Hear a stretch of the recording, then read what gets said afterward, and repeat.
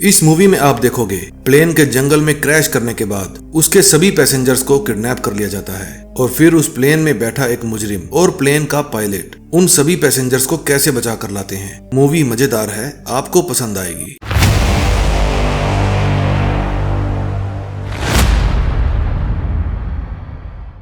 कहानी की शुरुआत में हम एक पायलट को देखते हैं जिसका नाम ब्रोडी है। वो अपनी बेटी डैनियला से बात करते हुए प्लेन की तरफ जा रहा था। वो अपनी बेटी से कहता है कि शायद घर आने में देर हो जाएगी, लेकिन उन्हें ये नहीं पता था कि आगे उनके साथ क्या क्या होने वाला है। जब वो प्लेन में पहुंचता है तो उसे उसका साथी पायलट सैमुअल मिलता है, जो उसे बताता है कि जिस रूट से हम जाने वाले हैं वहाँ का मौसम बहुत खराब है, लेकिन हेडक्वार्टर ने कहा है कि जब तक हम वहाँ पहुँचेंगे मौसम तब तक साफ हो जाएगा। तभी उनकी क्रूमेट बोनी आती है और ब्रोडी को बाहर बुलाती है। फिर उसे पता चलता है कि कुछ इमरजेंसी सिचुएशन की वजह से एक क्रिमिनल उनके साथ इसी प्लेन में जाएगा जिसका नाम लुइस है। दरअसल लुइस एक आर्मी ऑफिसर था, लेकिन अभी उस पर मर्डर चार्जेस लगे हुए थे। अब प्लेन में सारे पैसेंजर्स आ चुके थे, इसलिए दोनों पायलट प्लेन को टेक ऑफ करते हैं और आपस में बात करने लगते हैं। फिर हमें पता चलता है कि ब्रोडी की वाइफ की डेथ हो चुकी है और अब उसके पास एक बेटी है जिसका नाम डेनियला है, जो कैलिफोर्निया में पड़ती है। अब प्लेन आसमान में था और वही होता है जिसका इन लोगों को डर था, यानी तूफान पूरे जोरों पर था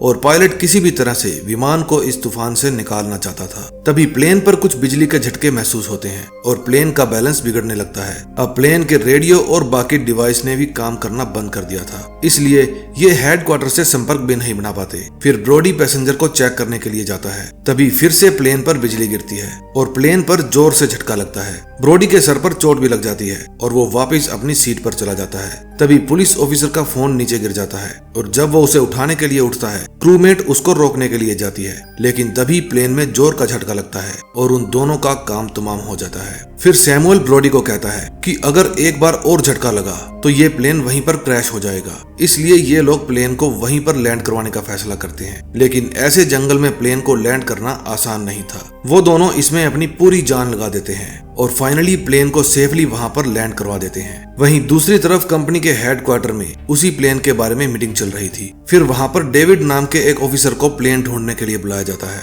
वो उनसे प्लेन से जुड़ी हर छोटी बड़ी जानकारी मांगता है। फिर ब्रोडी सब पैसेंजर्स को प्लेन से नीचे लेकर जाता है और उनसे कहता है कि हमें सही से पता नहीं है कि हम कहां पर हैं, इसलिए सब लोग साथ में ही रहेंगे। फिर ब्रोडी प्लेन में वापस जाता है और उन डेड बॉडीज को चेक करने लगता है। ऑफिसर के पास से उसे एक चाकू और गन मिलती है जिसे वो अपने पास रख लेता है। फिर ब्रोडी और सैमुअल मैप से अंदाजा लगाने की कोशिश करते हैं कि वे इस समय है कहां। तभी उन्हें पता चलता है कि वे जिस आइलैंड पर हैं वो एक ऐसा आइलैंड है जहां पर सरकार का भी बस नहीं चलता। ये पूरा आइलैंड क्रिमिनल से भरा पड़ा है। फिर ब्रोडी पैसेंजर्स के पास जाता है और कहता है कि वो इस आइलैंड के दूसरी तरफ कोई टेलीफोन या रेडियो ढूंढने के लिए जा रहा है ताकि वो रेस्क्यू टीम को बुला सके, और इस काम के लिए वो अपने साथ लुइस को लेकर जाएगा। फिर वे जंगल की तरफ निकल पड़ते हैं। इनके जाने के बाद सैमुअल प्लेन चेक करने लगता है। फिर उसे पता चलता है कि प्लेन में अभी भी थोड़ी सी पावर बाकी है, लेकिन इतनी पावर में प्लेन को उड़ाना बहुत रिस्की है। तभी हम एक आदमी को वहाँ के माफिया जिसका नाम दातू था के पास जाते हुए देखते हैं। वो बताता है कि सुबह एक प्लेन क्रैश हुआ है।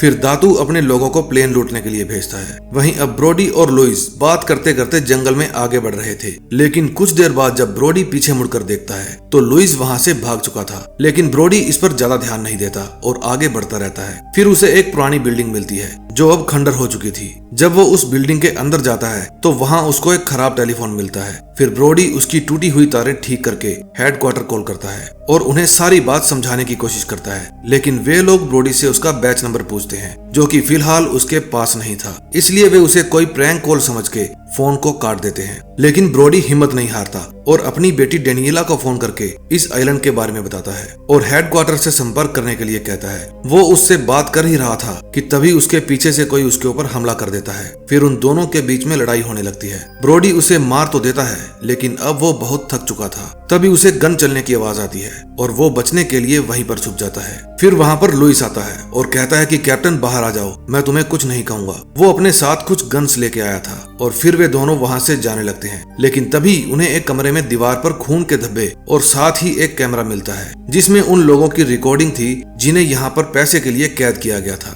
ये सब देखकर ब्रोडी को पैसेंजर्स की चिंता होने लगती है और वो उनके पास जाने के लिए वहाँ पर खड़ी कार को लेकर प्लेन की तरफ जाने लगता है। वहीं दूसरी तरफ हम उसी गैंग और उनके लीडर दातू को देखते हैं जो प्लेन की तरफ जाने की बात कर रहे थे। वे ब्रोडी से पहले ही प्लेन के पास पहुंच जाते हैं। तभी वे सभी पैसेंजर्स को डराकर एक बस में बैठने के लिए कहते हैं, लेकिन जब कुछ लोग उसकी बात नहीं मानते तो वो उन्हें मार देता है। ये देखकर बाकी पैसेंजर्स और ज्यादा डर जाते हैं और उनकी बात मानने लगते हैं। ये सब दृश्य लुइस और ब्रोडी दूर से छिपकर देख रहे थे। तभी ब्रोडी कहता है कि ये सब लोग उसकी जिम्मेदारी है और वो उन्हें ऐसे मरने नहीं देगा। लुइस उसे समझाता है कि हम 2 लोग हैं और वो पूरी आर्मी, हम चाहकर भी उनका कुछ नहीं कर सकते। फिर वे सभी गैंगस्टर उनका सारा सामान और पैसेंजर्स को लेकर वहां से चले जाते हैं। उनकी गैंग के 2 लोग अभी भी वहां पर रुके हुए थे और सामान को चेक कर रहे थे। तभी ब्रोडी और लुइस मौके का फायदा उठाकर उन पर हमला कर देते हैं और उन्हें डराकर उनसे पूछते हैं कि वे लोग गए कहां पर हैं। वे बताते हैं कि वे सब लोगों को लेकर दंडुलित विलेज गए हैं। अब ब्रोडी उस प्लेन में जाकर अपनी यूनिफॉर्म पर एक संदेश लिखता है ताकि अगर यहाँ पर कोई हेल्प के लिए आए तो इसे पढ़कर उनको पता चल जाए कि पैसेंजर्स का किडनैप हुआ है और वे उन्हें कहां पर लेकर गए हैं। ये लिखते ही वो लुइस के साथ उन लोगों को बचाने के लिए दंडुलित विलेज की तरफ निकल पड़ता है। वहीं दूसरी तरफ हेडक्वार्टर में उन्हें ब्रोडी का भेजा संदेश मिलता है। फिर वे बताई गई लोकेशन के मुताबिक सब लोगों को ढूंढने के लिए सर्च टीम को भेजते हैं। वे प्लेन के सही लोकेशन पता कर लेते हैं। फिर जब सर्च टीम प्लेन के पास पहुंचती है तो उनको वहां कोई पैसेंजर नहीं मिलता,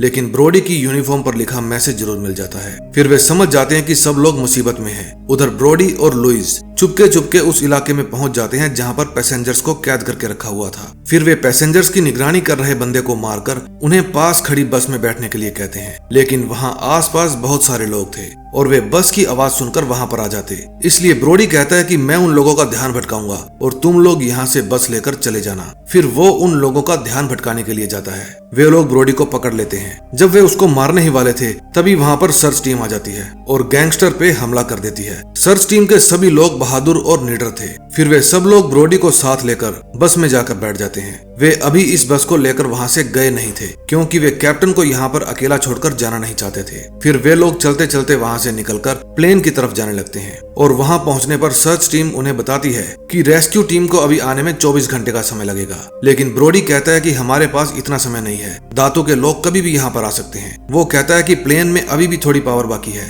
अगर हम कोशिश करें तो यहाँ से निकल सकते हैं। ये कहते ही वो और सैमुअल प्लेन के कुछ पार्ट्स चेक करने लगते हैं, लेकिन तभी दातू अपने लोगों के साथ वहां आ जाता है और उन लोगों पर हमला कर देता है। उनसे बचकर सभी पैसेंजर्स प्लेन में चले जाते हैं, लेकिन लुइस रेस्क्यू टीम के साथ मिलकर उन लोगों का बहादुरी से सामना करता है। ब्रोडी उनको कहता है कि मैं 5 मिनट में प्लेन को टेक ऑफ करने वाला हूँ। 5 मिनट के अंदर तुम सब लोग प्लेन में आ जाना। जब वो प्लेन की तरफ जाने लगता है तो एक गोली उसके पाँव में लग जाती है, लेकिन वो हिम्मत करके प्लेन में जाकर इंजन स्टार्ट करता है। वहीं दूसरी तरफ लड़ते वक्त लुइस की गोलियां खत्म हो जाती है। जब वो बुलेट्स लेने के लिए सर्च टीम का बैग खोलकर देखता है तो उसे उसमें बहुत सारे रुपए मिलते हैं। ब्रोडी प्लेन को टेक ऑफ करने लगता है। सर्च टीम के सभी लोग समय रहते प्लेन में आ जाते हैं, लेकिन लुइस अभी भी नीचे दातू के लोगों से लड़ रहा था। दातू और उसके सभी बदमाशों को मारने के बाद लुइस पैसे से भरा बैग लेकर जंगल की तरफ भाग जाता है। अब प्लेन टेक ऑफ कर जाता है, लेकिन प्लेन की हालत खराब होने की वजह से प्लेन अनबैलेंस हो जाता है। फिर ब्रोडी हेडक्वार्टर से इमरजेंसी लैंडिंग के लिए जगह पूछता है। वे बताते हैं कि पास में ही एक छोटा सा एयरपोर्ट है जहां वो प्लेन को लैंड करवा सकता है और ब्रोडी जैसे तैसे प्लेन को सेफली वहां पर लैंड करा देता है। प्लेन लैंड होते ही सभी पैसेंजर्स ब्रोडी का धन्यवाद करते हैं और यहाँ उनकी मदद के लिए अब मेडिकल टीम भी आ जाती है और इसी के साथ ये मूवी एंड हो जाती है। दोस्तों, मुझे उम्मीद है कि आपको ये छोटी सी स्टोरी पसंद आई होगी। अगर आपको ये स्टोरी अच्छी लगी तो प्लीज चैनल को सब्सक्राइब कर दीजिए और वीडियो को लाइक कर दीजिए। मैं मिलूंगा आपको नए दिन नई स्टोरी के साथ। तब तक के लिए love you, tata, bye bye.